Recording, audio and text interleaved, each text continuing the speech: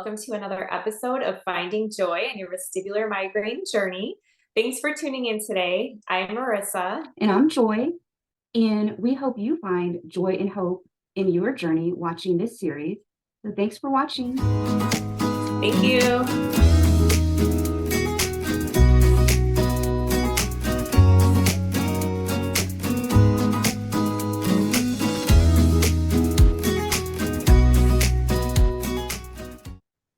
Hi, everyone. I am so excited today. We have a special guest, our first VeDA ambassador.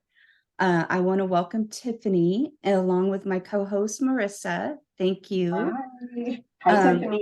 Hi. Yes, Tiffany is here with us and she's going to share her vestibular story with us. I know that you have vestibular migraines and PPPD. Do you want to start and kind of tell us a little bit about yourself and kind of what your diagnosis was? And Yeah. So this all started back in June of 2021. I woke up on a Friday morning. It was 4:30 in the morning. I was laying on it was very weird because I was laying on my left side and I just felt like something was holding me down, like I couldn't get turned over. And when I rolled over is when the room just started spinning. I didn't know what was going on. It was just, I called into work and I called my primary care doctor that morning and of course they were full. They couldn't get me in, but luckily later in the day they had an open appointment. Of course I went in and they didn't really know what was going on. They kind of just thought it was like allergies because I had stuff going on with that. And, it was 2 weeks later, I think, before I finally got an appointment with an ENT. And when I went in, I was describing my symptoms. They didn't really check me or anything. Like they normally would lay you back on the table to check for like your crystals out of place. But they said, it sounds like your crystals are out of place. And so they just kind of wrote a referral to a vestibular physical therapist. And of course, it was going to be like 2 weeks before I could get into this vestibular physical therapist. So I kind of just looked around for my own, and luckily someone nearby who owned a physical therapy company also did, vestibular physical therapy and was like, come in. And so it was like 2 days later, I think I went in and I had BPPV, they believe. So they corrected that. And then like when I sat up, I just didn't feel right. Sat up and I had just dizziness still. I was off balance. I had ringing in my ears off and on. So I just kind of went home. And then a couple days later, the positional vertigo happened again. So I went back in and they corrected it again. I was fine throughout the weekend, I guess. And then it happened again. So at that point, it was like, I went back in to see the physical therapist. He was like, there's something else going on. Yeah. He was like, you can have multiple things, vestibular things going on. I think you just need to go get checked out again by the ENT. So, I went back in and they kind of were like, oh, nothing's going on. They checked my ears, said everything was okay. From there, I went back to the physical therapist and he was just like, no, there's definitely something else going on. And so I was describing my symptoms to him and he was like, well, it sounds like Meniere's disease. But I was like, well, my hearing's fine. I had my hearing checked by the ENT. And so finally I went back to the ENT again. I think it was like the third or fourth time. And I like demanded, because they had mentioned already going to these audiologists who could do this vestibular testing. And I was like, I want their contact information. I want to have the vestibular testing done. So of course I made an appointment and I went, and it was like a 3-week wait to get in. And then after going and having all the testing and seeing them, it came back that I had vestibular migraine. okay. And yeah. So how did it feel when you finally kind of got an answer that, hey, this is something more than just the BPPV? Yeah, I mean, I was relieved. I had been doing all this searching online. Like I had found VeDA already, and I had found Alicia with Dizzy Cook. And so I had been reading it. I was like a relief to know, but at the same time, I was in denial about it. So I was like, no, this can't be it. It has to be something else that can easily be fixed, but it was not. And, I got diagnosed within, it's like a month and a half, I want to say, because the vestibular migraines was kind of mentioned by the ENT I had first seen. And they were the ones who like, we've been sending you in for the testing. And so, a month and a half was fairly quick, I guess, compared to most to get diagnosed with that. But, it didn't stop there. Like, I was doing the optokinetics program through the audiology center, and I just was not continuing to get better. And I finally found an ENT who is a migraine specialist, and I went in and I saw her.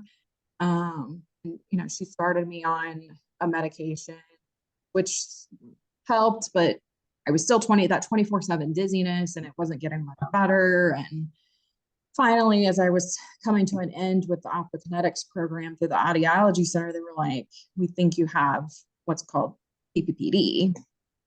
So then I had that. And then of course I was in denial about that. And, because they were like, I was like, well, how do you treat this? And they were like, well, with the same therapy, and you can see about medications. It was like, nobody ever really had like a clear answer. Like I had these diagnoses, but then it was like, nobody knew how to treat them. Right. So, I still went, even with an early diagnosis, I went through 9 doctors. Yeah. Wow. That's a How lot. was your family life at this time and your work life, like, and just you mentally, how are you processing all this? And yeah, so I was lucky because at the time I was working from home with COVID, and I still am, but I was working from home with COVID, but I was having to take up a lot of sick time to go to medical appointments. I was at home with a 9-month-old. I had just had a baby 9 months prior. Wow. It's just crazy to think like here I am, like I got married, only a few years before that. We had moved into this house and we had a 9-month-old child at home, and then I didn't know what was going on with me. yeah, so scary. Yeah. Even just describing the symptoms to people and like what I was going through, it was just hard because it was like nobody understood. They didn't know how to relate. Yeah.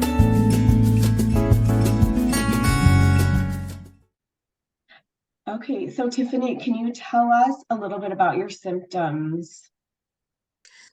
Yeah. So, as I mentioned, like the dizziness, the tinnitus in my ear, I have that all the time. Some days it's worse than others. Fullness in my ear, I get that randomly. In the beginning, I had some crazy weird symptoms, but I had nausea so bad that like I just could not eat. And I lost like 30 pounds. I had insomnia where I had insomnia probably for like 5 months before it finally started to improve, and I was able to kind of start sleeping through the night. But there were nights where I would sleep 2 hours, 3 hours, maybe. I would just like lay there and toss and turn. It was just like I could not go to sleep. There was one night I remember I didn't sleep at all. And just the light sensitivity, the noise, smells, all that has improved. I still have the light sensitivity all the time.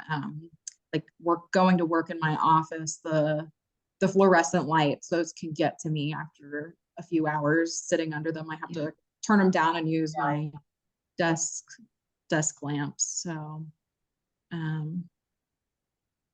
but yeah, just the amount of symptoms that go along with it. Like, I think I listened to your podcast where you guys talked about symptoms, and you said you had probably about 30 symptoms throughout the journey. And I did that. I wrote mine down too, and it was around 30 symptoms. Just, I mean, Yes, so crazy. yeah, I mean, there's times where I'll get like numbness in my limbs, like facial numbness, numbness in my arms, aura sometimes. How are Mhm. your symptoms? You said they've improved. Yes. Okay.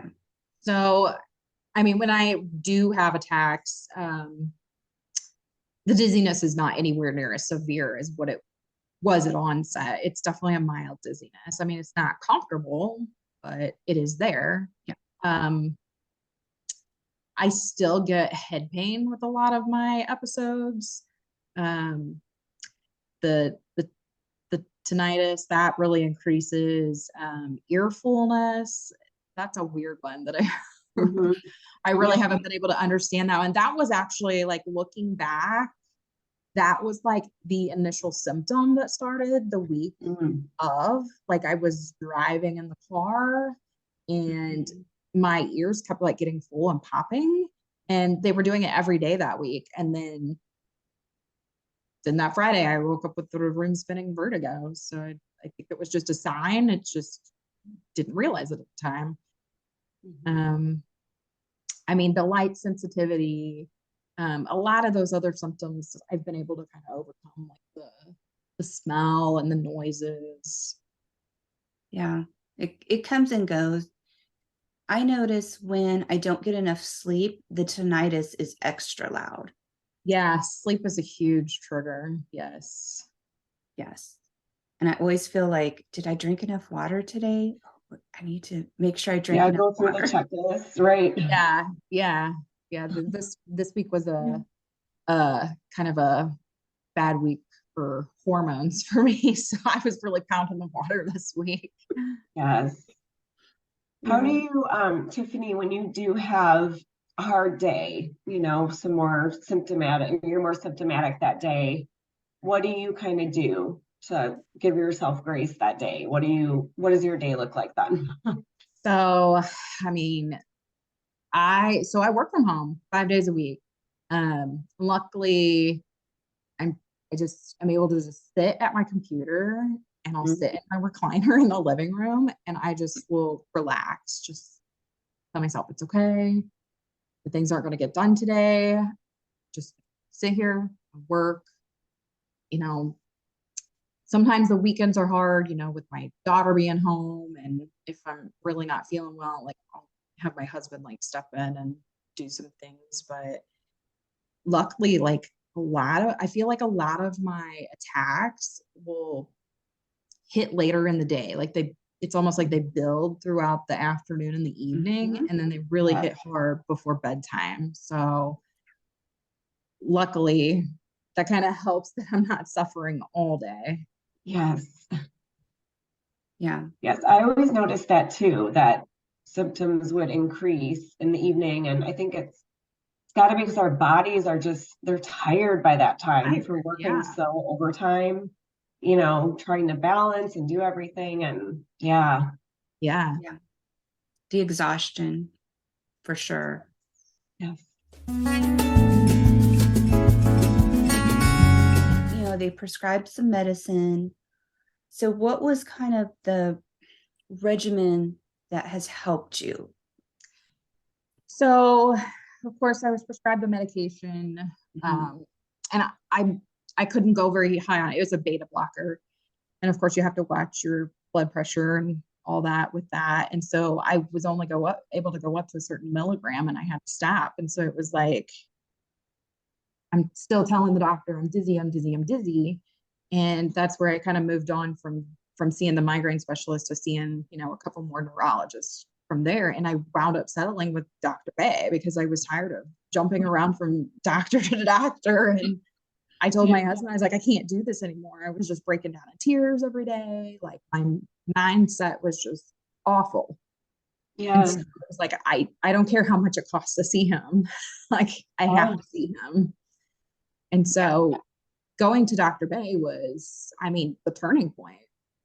I was already doing the beta blocker that I was on, and I was doing the supplements, the magnesium and the B2, and all the other ones that they prescribed, but it just wasn't helping, you know. And I had done the month and a half of the optokinetics program, and that didn't work. And so going to Dr. Bay and then adding another medication was what really helped. Yeah. Yeah. I think that was Marissa. That was our kind of turning point as well when we found Dr. Bay as well. You know, it just, you found someone who understands all of your symptoms and knows what you're going through, and just really encourages you to, you know, that he's going to be there and help you through. So yeah, finding the right doctor is key. What are some of the things that you've learned going through this experience? And I can't even imagine having a 9-month-old. Yeah. It's awful. I don't even know how to describe it. Yeah, I mean, I think nobody ever goes through life thinking like they're going to get struck with like chronic illness. Like you really realize like how short life really is and how much the small stuff really doesn't matter. Like, Yeah. Right.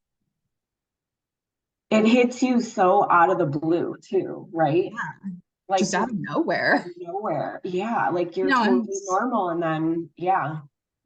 It's like I had, you know, I had all the history and the background and the symptoms that they talk about having. Like I had migraines already. Yes. I've had that since I was a teenager, and I had horrible motion sickness as a kid. Yeah. And then they throw in the hormones, and you know, I had just had a Right. baby 9 months ago, and then you know, I had been sick 3 weeks prior. It's like, what caused it? Like, was it just a combination of everything, or was it just one thing? Was it that I had a baby and my hormones were out of whack? Was it that I had this illness and you know, it took me a couple of weeks to recover? You just didn't know. Yeah.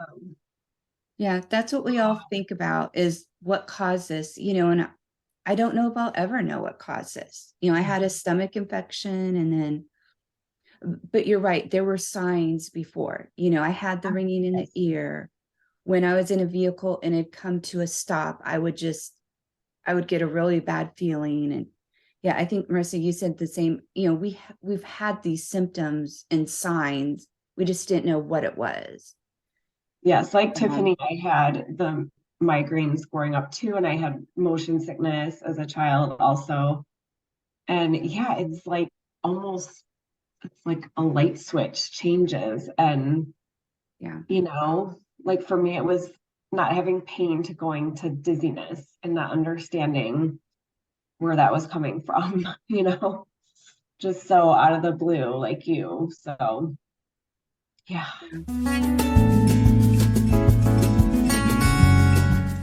Yeah. So, Tiffany, how was it for you going into stores? Yeah, that was one of my worst symptoms. And that was one that my migraine doctor, that was one of the first questions she asked. But she said, when I asked that question, I know it's vestibular migraines, because she said the majority of everyone with vestibular migraine has issues going into stores. But I mean, it was just like the aisles, like when I would walk down them, it was almost like they were just like closing in. Yes. Or like getting like longer and wider. It was awful. Just the amount of sensory overload down the aisles. And even now, I mean, there are some days where I'm just like, okay, I need to get in and out of the store, and I will buzz through as quickly as I can. Yes. That one was bad. And then when the symptoms initially started, I noticed it was like probably a month or two in, just walking outside in the wide open environment was just automatic dizziness. Yes. We've heard that a lot. Yeah. Yeah. That was weird. I was like, I'm fine in my house. And then all of a sudden I walk outside and I'm dizzy. I'm like, wait, what's going on? And now I understand it. Yeah. You know, so it's easier. Yes. Yeah. It's all these weird little things that are hard to describe to anyone else. Like even like cooking in the kitchen, like stirring. Yes, cooking. So hard. Yeah. Like I couldn't stand in my bathroom to dry my hair and look at Right. something there. I would have to turn around to dry my hair because the movement of my hands and the hair dryer. Yes. I had that too. Yeah. Yeah, looking in the mirror. Yeah, like trying to put makeup on or like, yeah, any like hand movement. Oh my gosh. Yeah. Yeah. So Cooking, weird. I can only cook like my mind can only think one thing at a time. And now I'm getting better where I can, okay, handle 2 pans at a time. But at first it's like, I can only do one thing at a time. And it's the Yes. turning in the small spaces. Yes, the back and Yes. forth movement from like the stove to the sink or to the, Yes. to the Yeah. fridge. That's Or yeah. like the looking down, you know, if you're trying to like chop vegetables or you're just, Mhm. you know, you're looking down, that's hard. Yeah. Still. Yes. The dishwasher, I've heard it, like people unloading the dishwasher is a big one too. Mhm. Yeah. And Yes. then I had issues with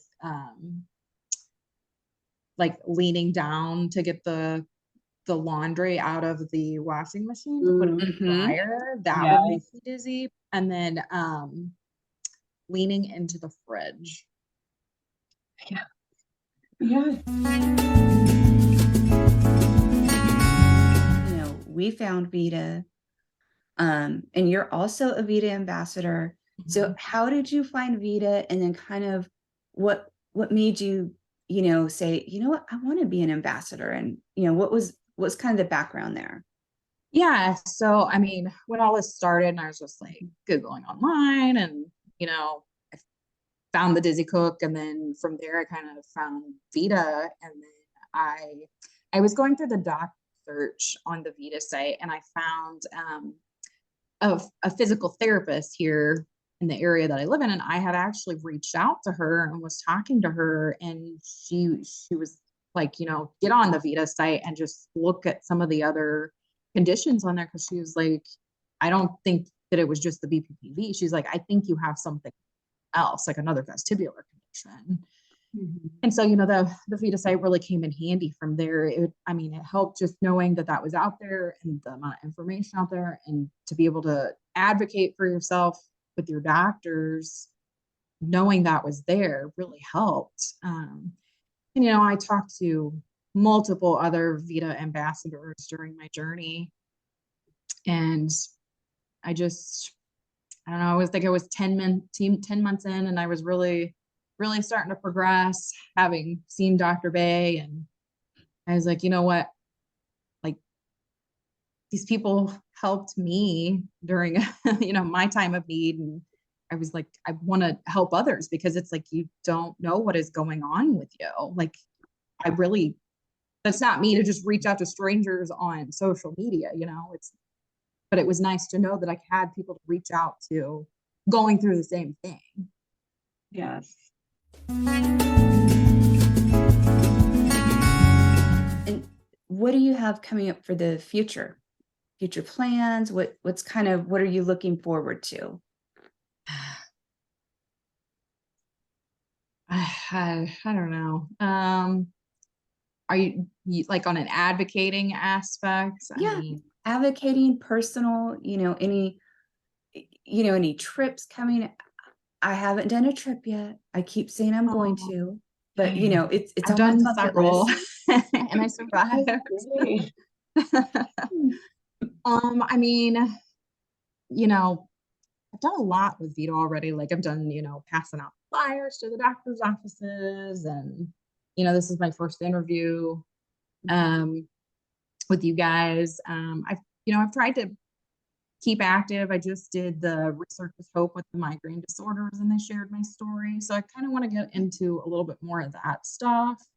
And then personal wise, gosh, so I mean, it's crazy because I was, you know, I don't know, not that far in. I want to say like 8 months in, and I flew for the first time 8 months in, and I was absolutely terrified. But luckily with Dr. Bay, he was able to give me like some patches to wear on my neck that really helped with the dizziness, and, you know, reassured me that, you know, it would, you know, it's how you handle it. And, you know, it's just, so I've flown 4 times. Oh, 2 that's different great. trips since this happened. And then I've done a long car ride. We go to the beach every year in July. And we we do halfway there on the way down, but then we travel all the way back, coming back, and it was like an 11-hour car ride. Okay. Not the easiest, but not as bad as it was last year when I went before I even had my diagnosis. Wow, Good. Yeah. that's amazing. Yeah, I definitely want to keep traveling. I mean, I don't want this illness to hold me back from living life. I mean, yeah, you have to take additional precautions and Yes. think Yeah. about, you know, how traveling is going to affect you with this condition, but you know, it's doable. That's Yeah. great. So obviously, you know, becoming an ambassador and traveling, like those are some great positives. Like any more positives that have kind of come out of this journey for you? I mean, well, like you said, with like the community, just the vestibular community, everybody's just so helpful and supportive of one another. And I think that that is just a huge positive. I mean, I feel like I've made friends through, you know, just the online community. And there's several of us actually around here. A couple other girls, they're VeDA ambassadors, but we're hoping to finally get together. We've been talking about it for like a month or two, but hopefully that'll work out. Nice. Yeah. Yeah. It's a wonderful community. I really love it. And you have an Instagram page, is that correct? I do. And where can people find you at? It is Tiffy_B_Dizzy. So that's TIFFY_BE_DIZZY. Okay, great. Thank you. And I'm going to link that in the description of the video. So if anyone wants to check it out, follow, you know, go ahead and I'll put that in there. Yes. Tiffany, is there any last words you can give others out there that are struggling right now with their vestibular journey? Give them some hope. Yeah, gosh, I mean, I think I said this before on one of my posts on Instagram, but I mean, don't give up, like, and don't be afraid to move on to a new doctor if you're not getting the answers that you need. I mean, I did it 9 times to get to the right doctor. I mean, you can get on the right treatment plan. You just got to find the right doctor. You know, don't lose hope because it does get better. Yes. Yeah.